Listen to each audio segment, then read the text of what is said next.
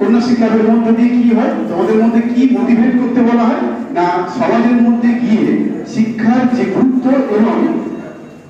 Under marriage, যেটা 18 বছর বয়সের নিচে বিবাহ না করার জন্য যে প্রোগ্রাম বা যে বক্তব্য, সেইটা তোমাদের কন্যাশ্রী ক্লাবের মাধ্যমে সমাজের মধ্যে ছড়িয়ে দেওয়া হয়। ঠিক একই রকম ভাবে ইএলসি ক্লাব, যেটা বলা হয় ইলেকট্রাল লিটারেসি ক্লাব, যার সদস্য তোমরা, তার মাধ্যমে কি হয় যে এইরকম ছোট্ট ছোট্ট ক্লাব, তোমাদের যারা সবে 11 বা 12 উঠেছো,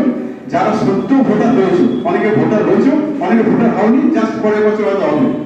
সেক্ষেত্রে তাদের মাধ্যমে সমাজের মধ্যে আরেকটা বার্তা পৌঁছে দেওয়া, যেখানকার মধ্যে বলা হচ্ছে যে ভোট দানের মধ্যে কি মূল্যটা আছে, তার কিছু কিছু ছোট ছোট কোটেশন আমরা এই ভোটার পোস্টারের মধ্যে তুলে ধরেছি। যেমন বলেছে ভোট ফর নেশন,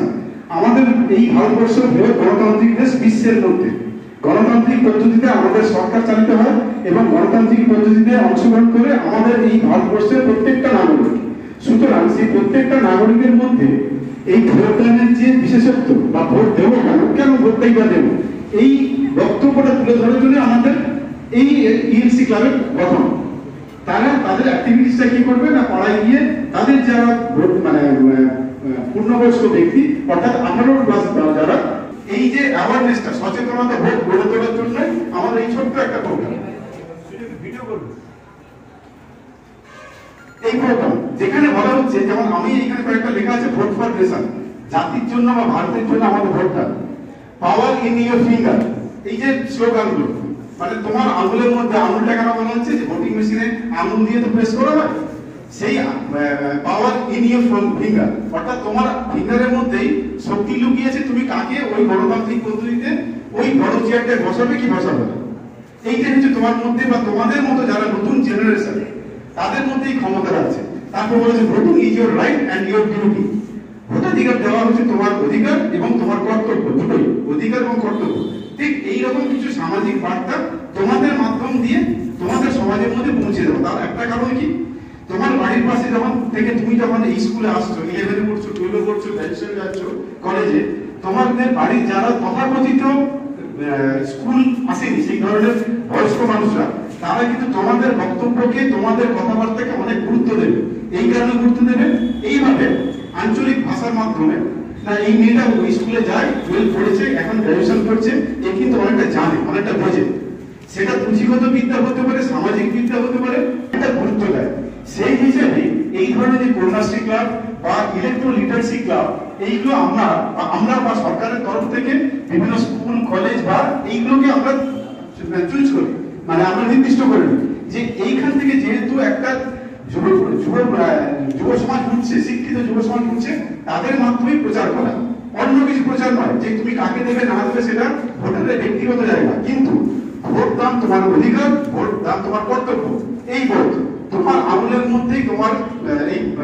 ভারতের শক্তি নিহিত আছে, কাকে তুমি ওই বড় চেয়ারটায় বসাচ্ছ,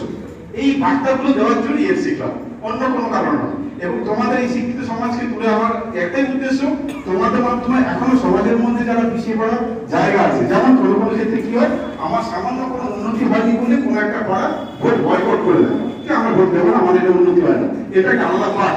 কিন্তু এর বাইরে গিয়ে বোঝানো যে এটাই তোমার অধিকার, যে যার মাধ্যমে তুমি ওই উন্নয়নটা ছিনিয়ে আনতে পারো। তুমি যেটা না পারো, তুমি ইলেকটিভ হয়ে গেলে, তুমি ভোট দিলে তোমার উন্নতি হলো, কিন্তু তুমি ভোট দাও, তোমার যদি মনে হয় না একে পাল্টানোটা পাল্টে দাও, কিন্তু ভোট দান দাও, এইটাই হচ্ছে মুখ্য জোর দেওয়া। আমরা মানে ইলেকট্রোলিটারেসি ক্লাবের মাধ্যমে এই আবেদনটা জানানোর জন্য এসেছি। এইটুকু হচ্ছে আমাদের বক্তব্য, অন্য কিছু, কারণ আমরা বারে বারে প্রায় আসি, ইলেকশন রিলেটেড আসে, আমাদের উপরে দায়ভার যাবে, আমরা তোমাদের স্কুলের শিক্ষকদের আমরা একটু মানে ব্যস্ততার মধ্যে ফেলে দিই, তোমাদের অমূল্য সময়টা আমরা বের করে দিই, কিন্তু তার মাধ্যমে আমরা এইভাবে এগিয়ে যাই। এবং শুধু এটা আমাদের রাজ্যে নয়, প্রত্যেকটা রাজ্যে, আমাদের যে 28খানা রাজ্য,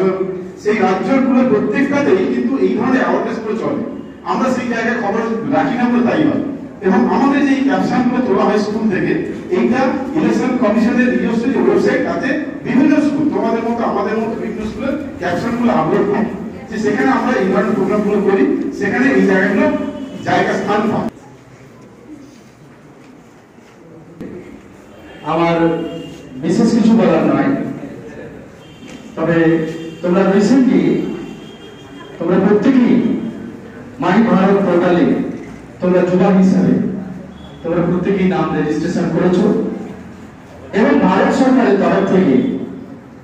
আমাদের প্রতিটি এনএসএস ইউনিটকে আমাদের বিদ্যালয় সহ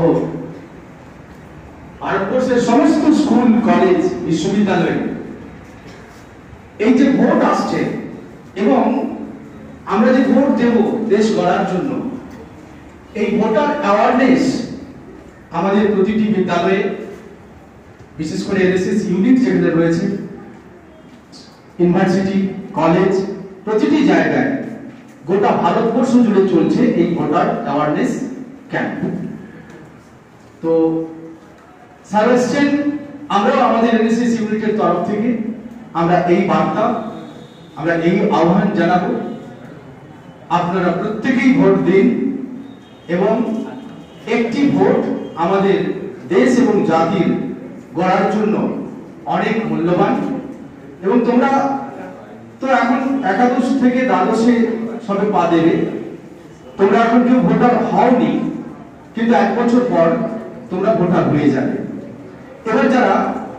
ক্লাস 12 তারা অনেকেই ভোটার, এই যে প্রথম ভোটার, অর্থাৎ তুমি একজন গর্বিত নাগরিক হিসাবে তুমি ভোটদানের অধিকারী হলে, তোমার এই ভোট আমাদের এই দেশ জাতি গড়ার জন্য কত মূল্যবান, সেই জায়গাটা একটা সচেতনতা শিবির হিসাবে এই ক্যাম্প স্যার এসছেন। আমাদের এই ব্যানারেও আছে, বুঝতে পারছো, গৌরব কা চুনাব কা पर्व দেশ কা গান। আমাদের এই ভোট ভারতবর্ষে, তোমরা জানো এটা লোকসভার নির্বাচন, ভারতবর্ষের কেন্দ্রীয় মন্ত্রিসভা এই ভোটদানের মাধ্যমে তৈরি হবে। আর আমরা ভারতবর্ষের যারা নাগরিক, আমাদের মধ্যে অনেকেই আছি যারা প্রথম ভোট দেব, সেই সচেতনতা গড়ে তোলার জন্য আমাদের এই উদ্যোগ। আমাদের এনএসএস ইউনিটের তরফ থেকেও তোমাদের তরফ থেকে আহ্বান থাকবে, তোমরা তোমাদের মধ্যে কেউ ভোটার হয়েছো নাকি? একজন ভোটার আছে, একজন আছে। তো সামনের বছর আশা করি তোমরা প্রায় ম্যাক্সিমাম ভোটার হয়ে যাবে, 18 প্লাস হলেই ভোটে নাম উঠবে এবং তোমরা একজন গর্বিত নাগরিক হিসাবে তোমরা ভোটদান করবে। ধন্যবাদ স্যারকে।